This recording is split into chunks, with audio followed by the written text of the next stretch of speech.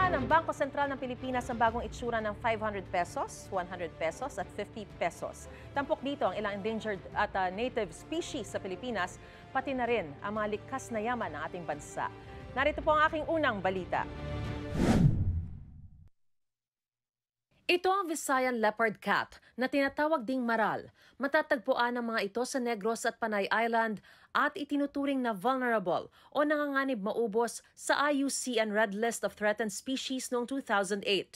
Isang Visayan leopard cat sa mga bagong mukha ng polymer bank notes ng Bangko Sentral. Tampok ang piling endangered at native species na mga hayop at bulaklak, mga likas na yaman at katutubong hobby sa Pilipinas. Ito ang itsura ng mga bagong polymer bank notes o pera na makikita na natin sa sirkulasyon simula sa susunod na linggo.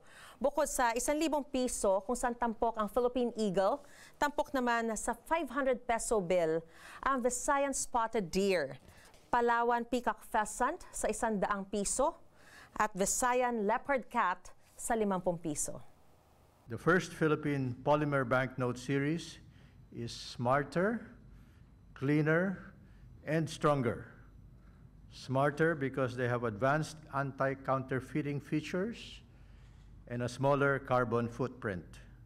Cleaner because viruses and bacteria do not survive on polymer as long as they do on paper.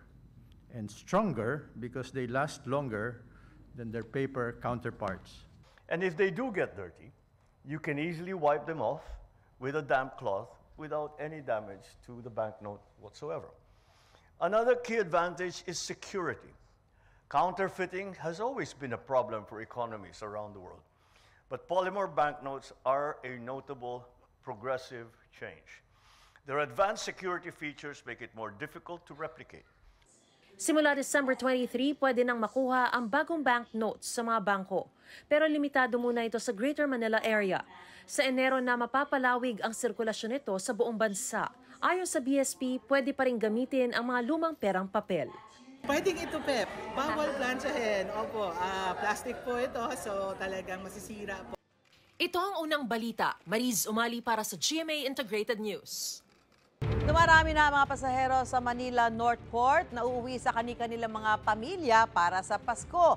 Ang latest na sitwasyon doon sa unang balita live ni Jomer Apresto. Jomer?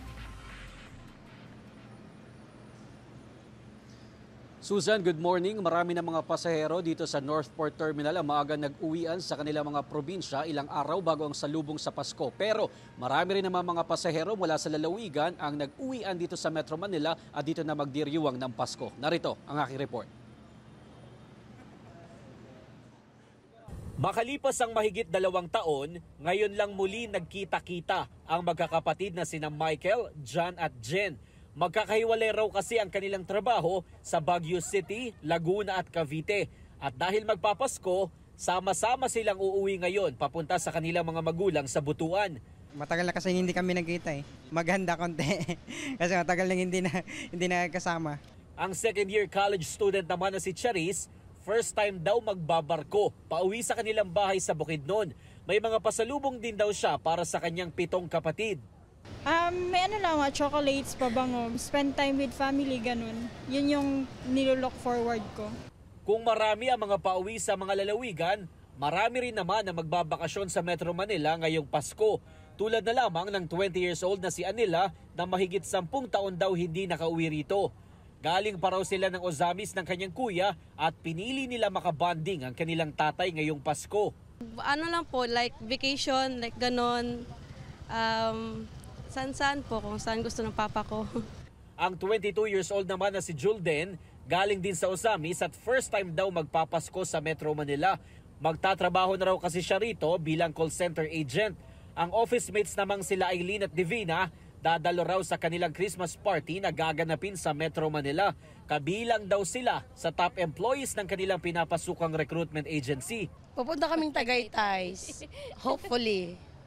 After ng Christmas party. Uwi kami 23, may ticket na kami.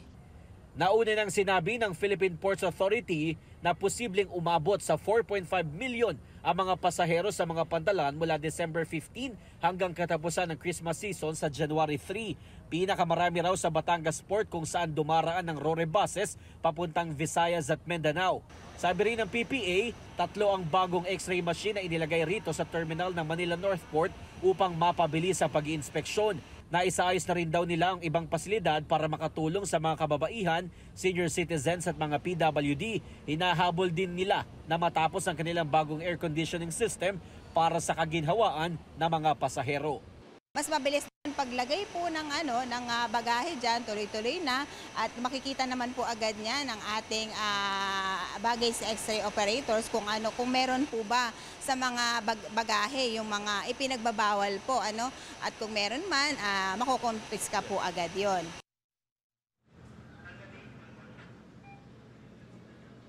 Susan, halos kaalis lamang ng barko dito na papunta ng Batangas, Cagayan de Oro at Butuan. Ito nga mga nasa likod ko naman ay mga papunta ng Palawan. Inaabisuhan naman ang mga pasahero na magrororo na huwag magdala ng mga pork products sa inyong mga bagahe. At bawal daw kasi ito sa mga probinsya sa Visayas bilang pag-iingat sa African Swine Fever o ASF. At yan ang unang balita mula dito sa Northport Terminal. Ako po si Jomer Apresto para sa GMA Integrated News. Alamin din natin ang sitwasyon sa Parañaque Integrated Terminal Exchange o PITX ngayong huling Biyernes bago ang Pasko. Makakapanayam natin si PITX Senior Corporate Affairs Officer Colleen Calbasa. Magandang umaga, Colleen. Magandang umaga, Susan. Colleen, gaano karami mga pasahero sa PITX nito mga nagdaang araw at inaasahan ba natin na mas madodoble pa ito ngayong weekend, especially today? Actually, nung mga nakarang araw, in-expect na natin na may mga bugso na ng iba-ibang papuntang probinsya. So yung expected natin na daily average ng 150,000, umaabot na yan or palo na yan ng 170,000 ng mga nakarang araw. Ngayon, sa alas 7 pa lang ng umaga, nakikita na natin na 14,000 na po yung dumadayo sa ating terminal. So in-expect natin na sa pagdaan ng mga oras ngayong Biyernes ay mas doble pa ito. Inaasahan natin na at least 180,000 to 200,000 po ang dadayo sa ating terminal for today. And then ine-expect din natin na magko-continue tong surge na to simula today hanggang Monday. Dahil in-expect natin may marami pa rin tayong mga walk-in na pasahero na pupunta sa kanilang probinsya. Oo, at speaking of dahil pagdagsa ng pasahero, Colleen, sapat naman ba yung biyahe ng mga bus sa mga probinsya? Wala naman tayong mga madidelay na biyahe? In-expect po natin na may konting delays po going to Bicol dahil meron pong mga unpassable roads dyan. Pero marami naman po tayong deployed na buses. So ibig sabihin marami pa rin pong biyahe dito sa PITX. Sa ngayon, Colleen, ano yung mga biyahe na talagang fully booked na at medyo talagang mahihirapan na yung mga kababayan natin kung ngayon sila bibili ng ticket? As usual po, blockbuster talaga natin ang Bicol region dahil marami pong mga probinsya yan. Para po sa mga pasahero na gusto pong mag-advance booking, punta na po sila or kumontak na po sa ating Facebook page para po malaman kung ano pong bus companies ang pwede nilang kontakin. Colleen, ano yung mga paghahanda na ginagawa ng PITX ngayong weekend? Especially, sabi mo nga hanggang Monday, yung dagsa ng pasahero. At habang papalapit ang Pasko, ano yung mga paghahanda na ginagawa nyo dyan? Nagkaroon po tayo ng interagency meeting with other government officials to ensure po yung seamless na biyahe para sa ating mga pasahero. Meaning, this is with the DOTR, LTFRB, LTO, and MMDA to ensure po na roadworthy ang ating mga buses. This is with LTO. And then, syempre, yung traffic within the vicinity of PITX po is coordinated with MMDA. And of course, ang overall coordination po is with DOTR. And then other than that po, yung PNP augmentation natin, tuloy-tuloy pa po yun. Meron po tayong mga PNP info desk na kung kailangan na ating mga pasahero na kumontak sa ating mga kapulisan ay nandyan po sila sa ating terminal. Kung sakali magkakaroon ng problema yung mga pasahero, Colleen, lalo na yung mga first time na dyan sasakay sa PITX, saan sila pupunta dyan? May mga visible na lugar ba dyan para makahingi sila ng assistance? Yes po, marami po tayong pwedeng hingan ng tulong, lalong-lalo na po sa info desk po namin mismo. Pwede po nating lapitan ng ating mga customer service representatives. Ano paalala natin sa mga pasahero na pupunta dyan sa PITX, Colleen? para sa mga pasahero po, no, lalo na kung walang ticket, pwede po tayo mag-advance booking o di kaya pumunta na po tayo dito sa terminal. Diretso lang po tayo ng ticket booth para po makakuha ng tickets natin. And then syempre sa mga bagahe po, please wag na po na tayo magdala ng mga sharp objects, flammable items, and lalong-lalo na po ang baril at fireworks po, no? Dahil flammable item pa rin po yan. Iko-confiscate po yan right at the walkthrough. Hindi niyo na po makukuha. And then of course, para sa mga pet-friendly po ang terminal, ha? Kung magdadala po kayo ng pets, ang allowable sizes lang po ng pets na pwede sa mga buses ay small to medium. Okay. Maraming salamat, PITX Senior Corporate Maraming Affairs salamat po. Officer Colleen Calbasa. Merry Christmas sa'yo. Merry Christmas. Samantala, tinututukan din ng otoridad ang seguridad sa mga lalawigan kung saan ramdam na rin ang Christmas rush. May unang balita live si Argel Relator ng GMA Regional TV. Argel. Susan, 5 araw bago ang Pasko, ramdam na nga ang Christmas rush sa iba't ibang bahagi ng bansa. Sa Dagupan City, hinigpitan na ang seguridad sa mga malls. Habang sa Davao City, ininspeksyon na rin ng law enforcement agencies ang bus terminal upang masigurong ligtas ang mabibiyahe ngayong Pasko.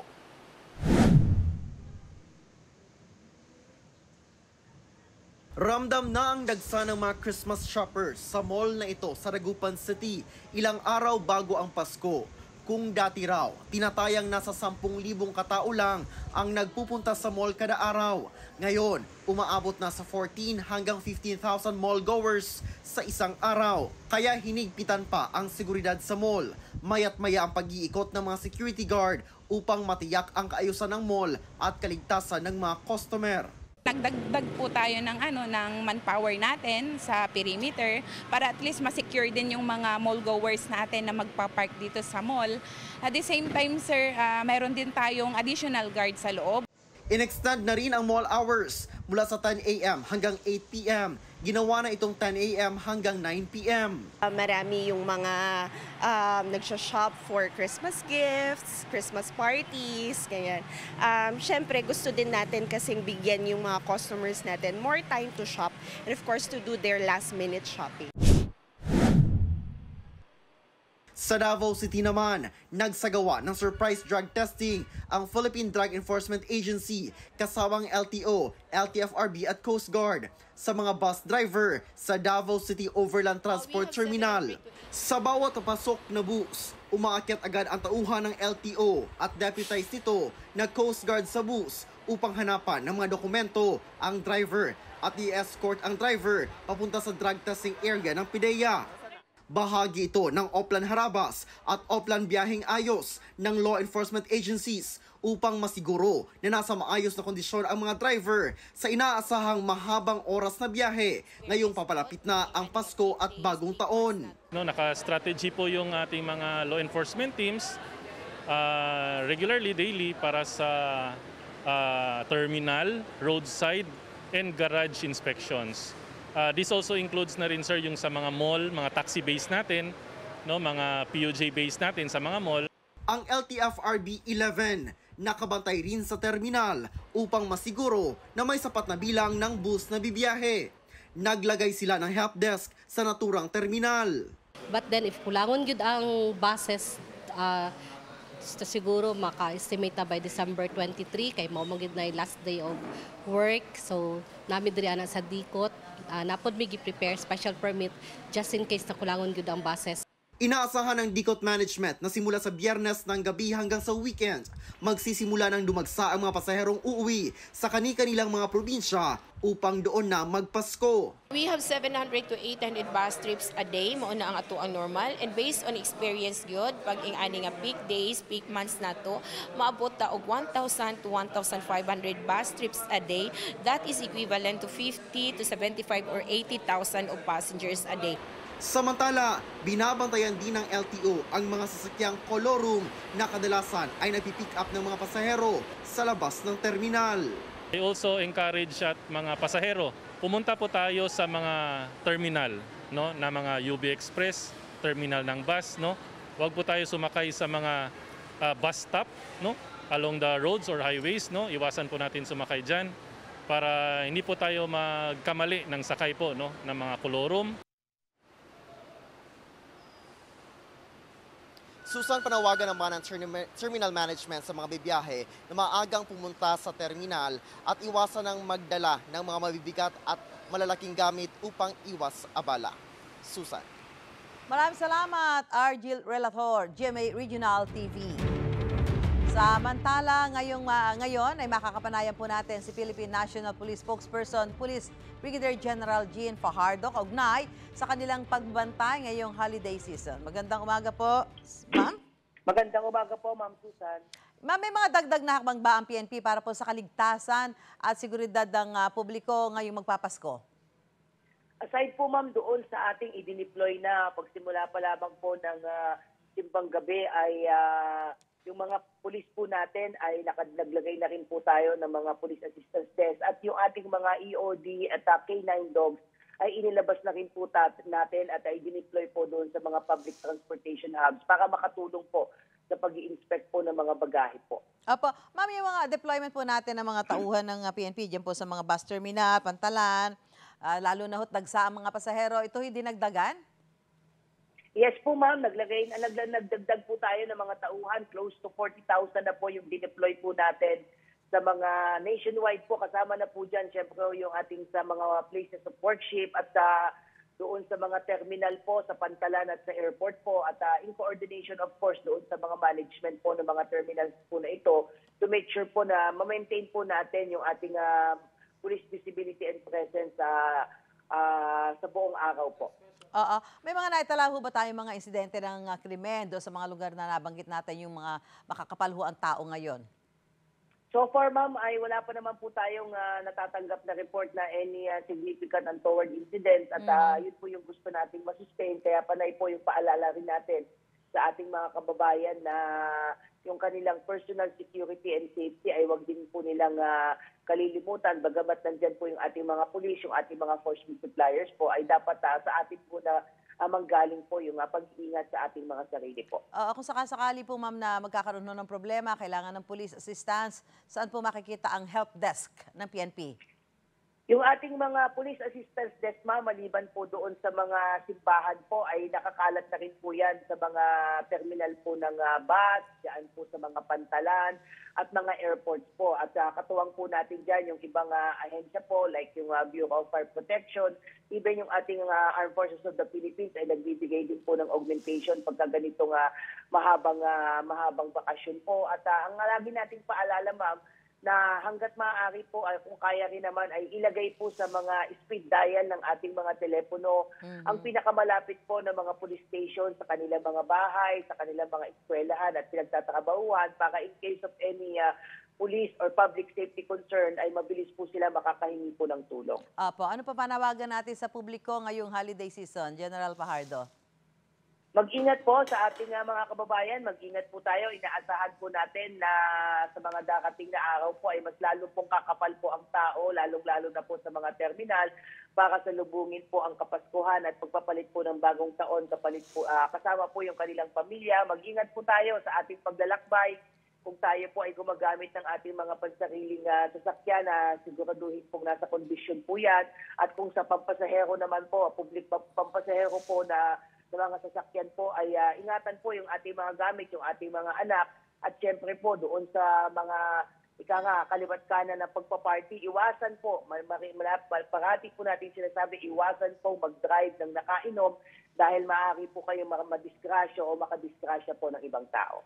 Okay, maraming salamat. PNP Spokesperson, Police Brigadier General Jean Fajardo, magandang umaga at advance Merry Christmas po. Magandang umaga, ma'am, at maraming salamat po. Apo. Kaaralan daw ng Department of Justice ang rekomendasyon ng House Quad Committee na sampahan ng reklamong crimes against humanity si dating Pangulong Rodrigo Duterte at iba pa kaugnay sa mga pagpatay noong war on drugs. Ang kay Pangulong Bongbong Marcos, sisiyasatin ng DOJ ang lahat ng mga ebidensya ng Quadcom para malaman kung naaangkop ba ang kanilang rekomendasyon laban sa dating Pangulo at iba pa.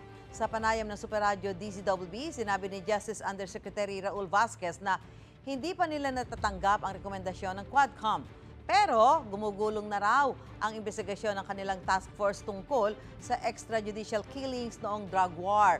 Bukod kay dating Pangulong Duterte, inirekomenda ring sampahan ng reklamo sina Senador Bongo at Bato de la Rosa, pati ang ilang dati at kasalukuyang matataas na opisyal ng PNP. Handa raw harapin ni De La Rosa ang posibleng reklamo habang ipinauubaya naman ito ni Go sa korte. Sinisika pa rin ng GMA Integrated News na kunin ang pahayag ni dating Pangulong Duterte at iba pang nasa rekomendasyon ng Quadcom. May panibagong impeachment complaint na inihain laban kay Vice President Sara Duterte. Kaugnay ito sa panunuhol umano ng bise sa ilang opisyal ng DepEd at pagwaldas umano sa pondo ng bayan. Wala pang bagong sagot ang bise pero dati na niyang itinanggi ang mga alegasyon sa kanya. May unang balita si Tina Panganiban Perez. Tatlong impeachment complaint na ang inihain sa Kamara laban kay Vice President Sara Duterte. Tumatayong complainant sa ikatlong reklamo ang mga pari, abogado at miyembro ng NGO. We believe VP Sara committed something illegal and something immoral against the Filipino people. For us, thou shalt not kill, thou shalt not steal, thou shalt not bear false witness. Kasama raw sa mga dahilan kung bakit dapat matanggal sa pwesto ang bise, ang anilay culpable violation of the Constitution at betrayal of public trust. May kaugnayan pa rin ito sa mali umanong paggamit ng bise sa confidential funds. This is based on the results of the committee hearings done by Congress. This is based on the facts that the disbursements of the confidential funds, the disbursements were not properly done. The use of fictitious individuals. Binanggit din sa ikatlong reklamo ang umano'y panunuhol ng bise sa ilang opisyal ng DepEd na inilahad sa mga pagdinig sa Kamara. Tanong ng mga complainant, kung hindi i-impeach si Vice President Duterte, ano raw ang pipigil sa ibang opisyal ng pamahalaan sa paglustay sa pera ng taong bayan? It's no longer just the legal and constitutional obligation of the members of the House of Representatives to impeach and for the Senate to remove from office the sitting Vice President of the Republic of the Philippines. It has now become their moral obligation to do so. Inendorso na ni Camarines Sur 3rd District Representative Gabriel Bordado at Aambis OWA Party List Representative Lex Anthony Chris Colada ang ikatlong impeachment complaint. Sabi ni Bordado, walang sino man kahit anong ranggo o impluensya ang mas nakatataas pa sa batas. Ayon kay House Secretary General Reginald Velasco, hindi pa niya natatransmit ang naunang dalawang impeachment complaints sa Office of the Speaker. At gaya ng naunang dalawang impeachment complaints, ang ikatlong reklamo ay ire-review ng Legal Department ng Kamara. Sinusubukan pa ng GMA Integrated News na makuha ang panig ni Vice President Duterte. Pero ilang beses na rin niyang iginiit na walang naging mali sa paggamit ng OVP ng confidential funds. Dati na rin niyang itinanggi ang alegasyon ng panunuhol. Nauna na rin niyang sinabi na haharapin niya ang anumang reklamo o kaso laban sa kanya. Ito ang unang balita. Tina Panganiban Perez para sa GMA Integrated News. Ipinagdiwang ng Mapua University ang kanilang pagkampyon sa NCAA Season 100 Men's Basketball.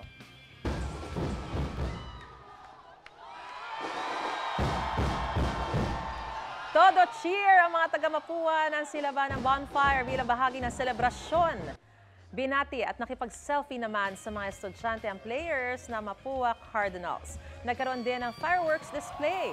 Ayon sa presidente ng Mapua, masayang-masaya sila dahil mahigit 3 dekada ang kanilang hinintay para sa kampyonato. Malaki raw ang kanilang pasasalamat sa men's team para sa tagumpay na ito.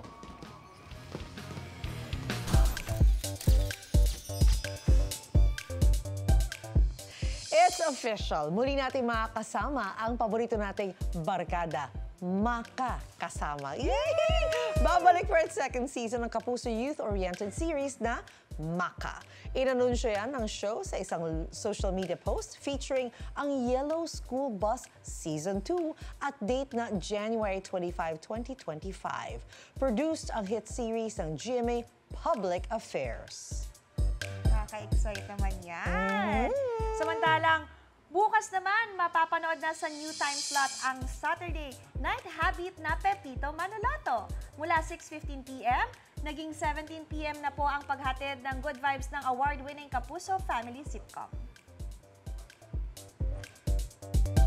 Star of the new gen, Jillian Ward, may ka-look-alike daw.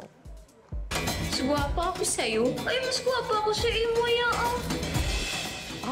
Yan ang teaser ng US Kapuso serye na magpapakilig sa ating gabi-gabi. Jillian is my Ilonggo girl. Sabay-sabay nating kilalanin ang pinakabagong guwapa ng Philippine Primetime sa January 2025. Samantala mga Kapuso, may bagong patikim ang much-awaited Kapuso Adventure serye na Lolong Bayani ng Bayan.